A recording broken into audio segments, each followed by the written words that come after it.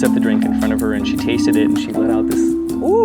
It was too tart. The drink was entirely too tart, and she says, in Brazil, we make them more sweet. So I realized that it had to be perfectly well balanced. And that's when I set about trying to make a perfect Caipirinha.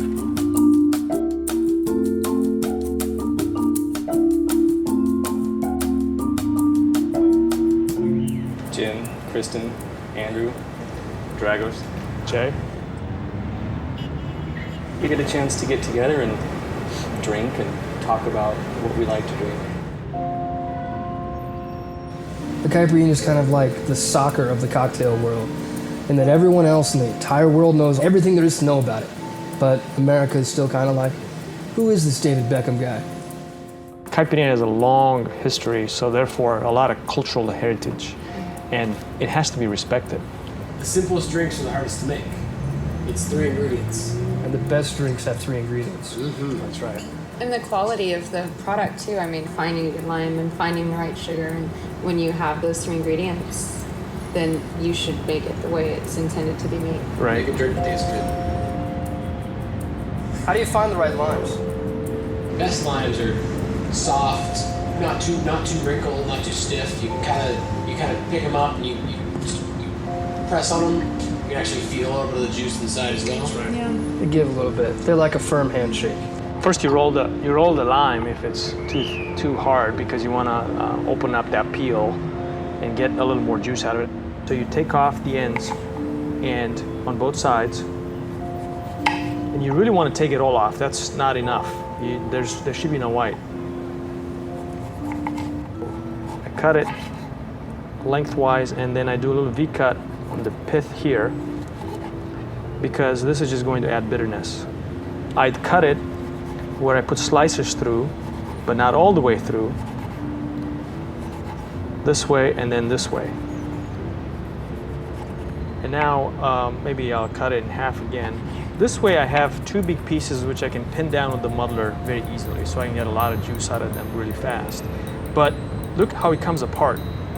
This is actually going to be very juicy, and 2, by the time I'm done muddling, all of these pieces will be separate. So the drink, after being shaken or stirred, will have a lot of little pieces floating around the glass, which helps with the appearance of the drink itself. Ultrafine sugar crystals. And this is what I like to use because the crystals are so fine they will dissolve really well.